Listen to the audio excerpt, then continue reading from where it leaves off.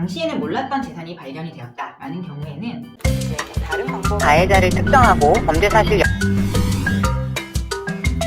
안녕하세요. 이혼 전문 변호사 쪼변입니다. 이혼할 때 가장 많이 신경 쓰이는 부분이 뭘까요? 물론 미성년자 자녀가 있으신 경우에는 자녀의 양육권, 양육비 등이 가장 큰 쟁점이 될 수도 있겠지만 경제적인 부분에서 가장 문제가 되는 것은 재산 분할입니다. 우리나라는 위자료에 있어서 그렇게 큰 금액을 인정하지 않고 있는 분위기이기 때문에 재산 분할이 잘 이루어지느냐 여부에 따라서 실질적으로 나눠 가지는 금액에서 큰 차이를 보이기 때문이죠. 재산 분할에 관한 모든 것 오늘 영상에서 모두 담아낼 테니 끝까지 시청 부탁드리겠습니다.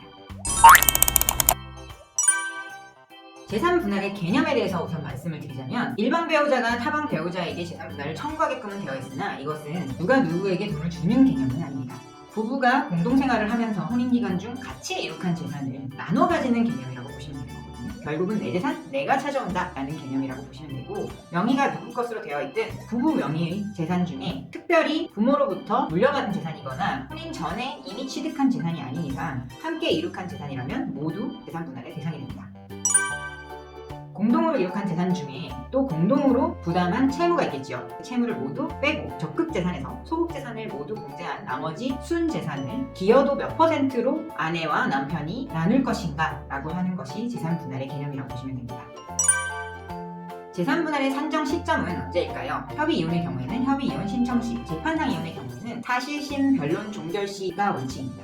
사실심 변론 종결은 재판이 마쳐지는 날이라고 보시면 되는데요. 예외적으로 이혼 소송 중에 혹은 이혼 소송 이전에 서로 별거를 굉장히 오랜 기간 하고 있었다. 그래서 서로 간에 이제 경제적으로 섞이는 면이 전혀 없이 몇 년간을 살아왔다라고 하면 실무상 별거 시작 시점을 기준으로 재산 분할을 하는 편입니다. 유산으로 받았다든지 증여를 받은 재산의 경우에도 아예 재산 분할이 대상이 되지 않는 것은 아니고요. 상대방 배우자의 노력으로 이 재산을 유지, 증식했다면 그에 대한 기여도도 일부 인정받을 수 있다는 게 대법원 판례의 태도입니다. 맞벌이의 경우에만 재산 분할을 할 수 있는 건 아니고요. 전업주부로서 가사노동에만 전념했다 하더라도 가사노동과 자녀 양육 등의 기여도를 인정받아서 재산 분할을 충분히 받으실 수 있습니다. 퇴직금이나 국민연금의 경우에도 향후에 분할 청구가 가능하고요. 이미 받은 퇴직금의 경우에는 당연히 분할 대상 재산에 포함됩니다.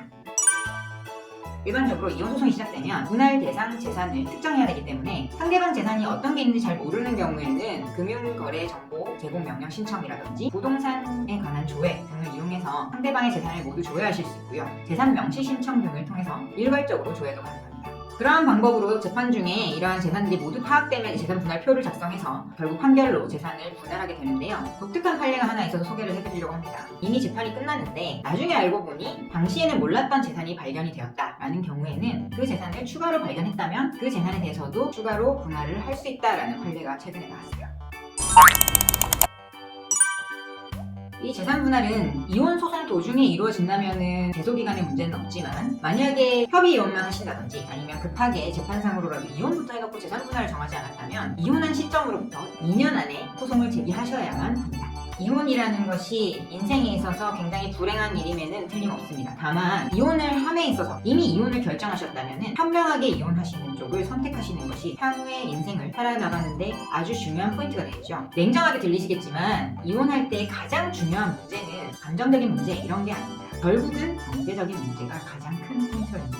이혼을 하고 나면 결국 상대방 배우자와는 만남이 되잖아요. 만남이 된 사람과 과거에 잘했니 잘못했니를 싸우는 일보다는 앞으로 내가 살아갈 인생에 있어서 1,000만 원이라도 더 재산 분할을 잘 받아와서 경제적으로 조금 더 윤택하게, 혹은 자녀가 있으시다면 그 자녀를 뒷받침할 수 있는 경제력을 조금 더 갖추는 것이 아주 중요한 문제가 되겠습니다. 물론 개별 사안별로 재산의 내용이라든지 분할의 방법 등이 다 다를 수 있기 때문에 자세한 내용은 구체적인 상담을 통해서 정하시는 게 좋겠고요. 또 추가적인 궁금한 점 있으면 댓글로 남겨주시면 시간 되는 대로 답을 드리도록 하겠습니다. 앞으로도 이혼 관련된 이슈, 부동산에 대한 이슈 많이 업데이트할 테니 많은 시청 부탁드리겠습니다. 감사합니다.